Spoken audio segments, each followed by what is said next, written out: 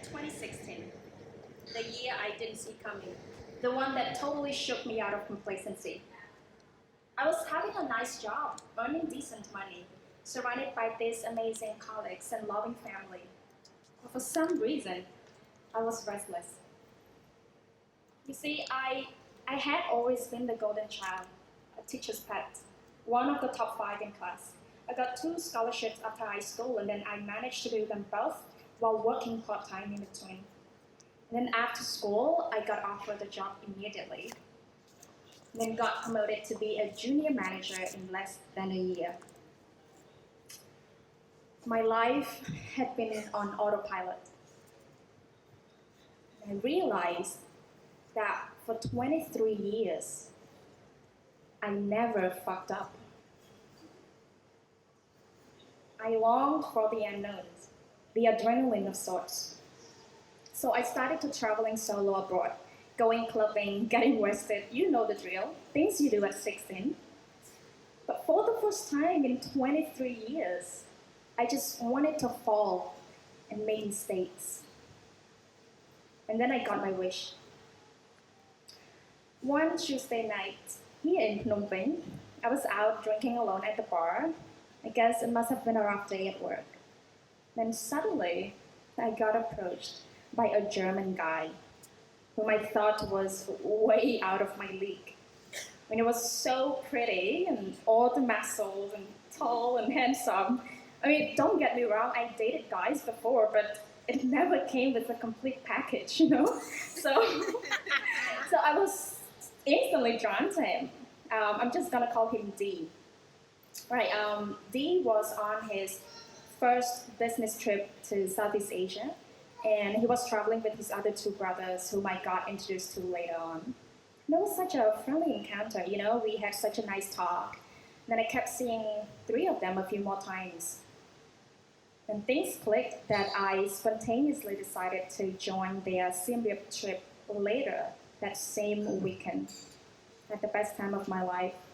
I did all sorts of things that I would have never done alone with these complete strangers from a different world.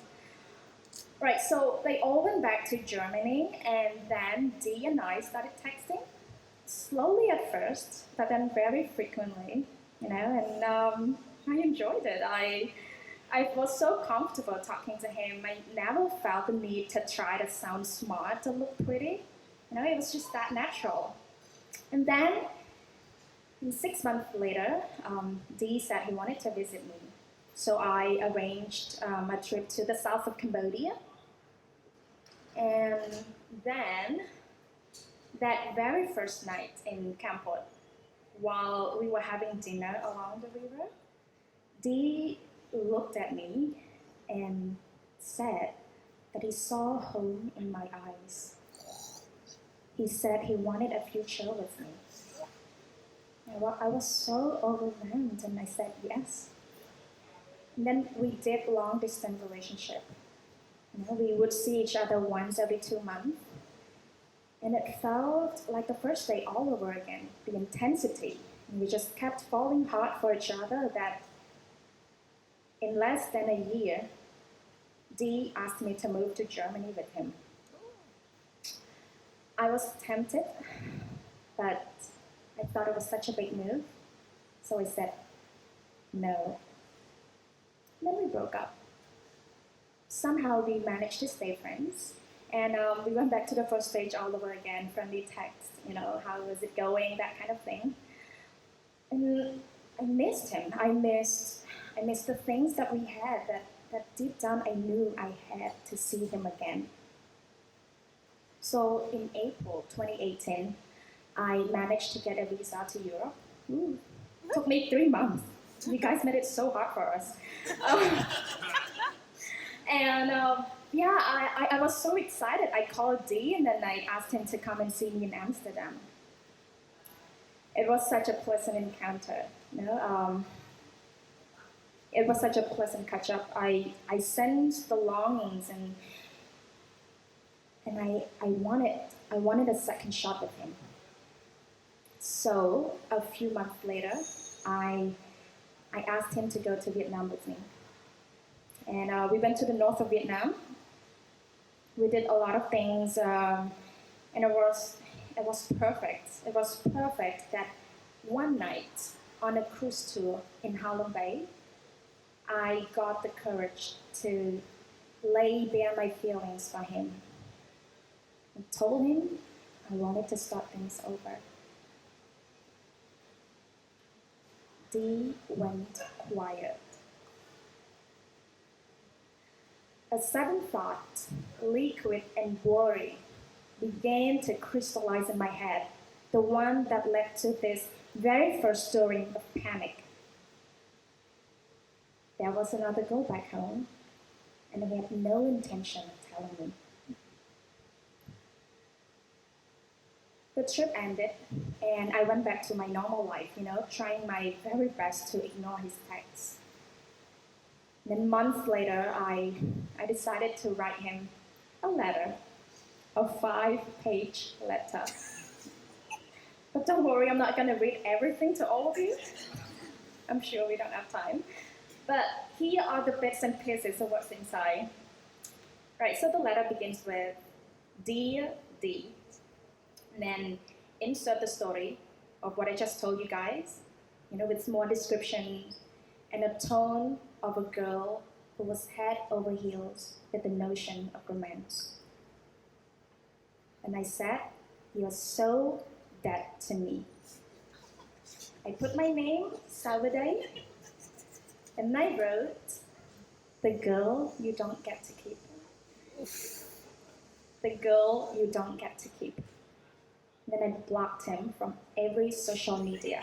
I even changed my phone number just to be on the safe side.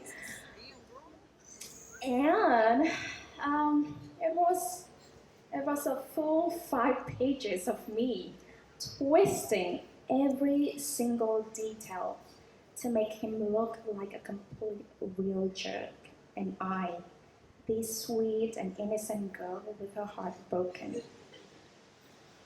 I was so full of resentment, rage, and vengeance that I had to make him feel like I was the prize he didn't get to keep.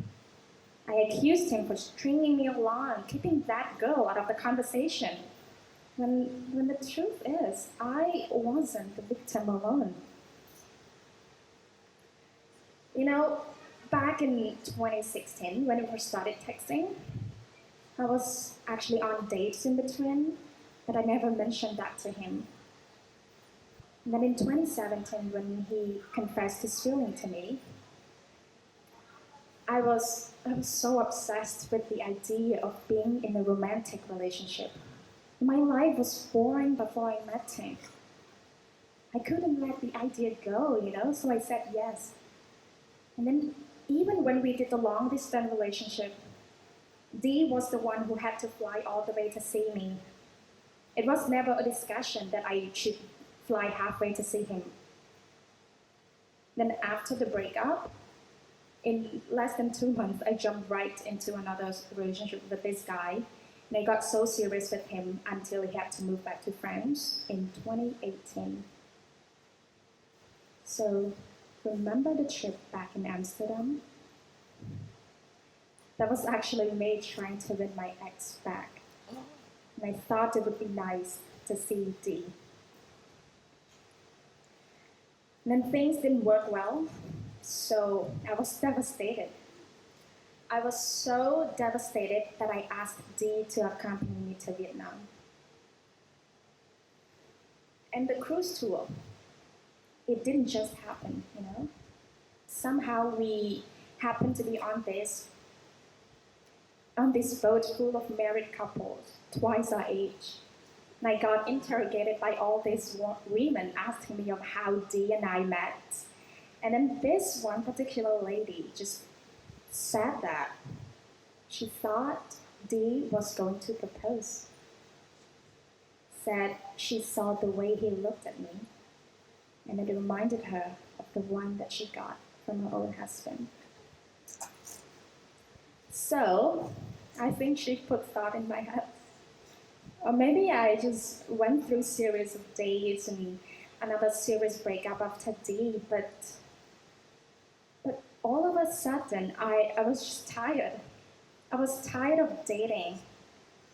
I was tired of these heart splintering winds that all I wanted was just this reassuring bundle of steadfastness. All I wanted was to be with someone safe and familiar. And who could have fit the criteria better than Dee? So yes, I looked at him as my safety net, one I was hoping to return after all of my adventures. And when things didn't turn out my way, I used him as a scapegoat. Somehow it was so easy for me to move on when I could have him to blame for everything, you know? I was hurt because I got rejected by this guy whose feeling I assumed would never change for me. I took it personally when Dee contradicted the version of himself that only existed in my head, and my ego got crushed. And I reacted the only way I knew how. So when the dust has settled 2 years later, the ones that I managed to ignore the impulse of constantly being in a relationship, I finally got more time to myself. I paused and looked back at my deluded madness. And this realization hit me like a punch in the gut. The weight of what I've lost. The weight of what has robbed myself and Dee of. The beauty in between our fallouts. The one that should have been embraced with smile and tenderness. So when my friend Allison told me about this month verse and prose thing, I knew that I had to retell the story. I'm glad that Dee doesn't get to keep that Savdey, because I no longer want to be haunted by her. Today, I'm letting her go. Thank you.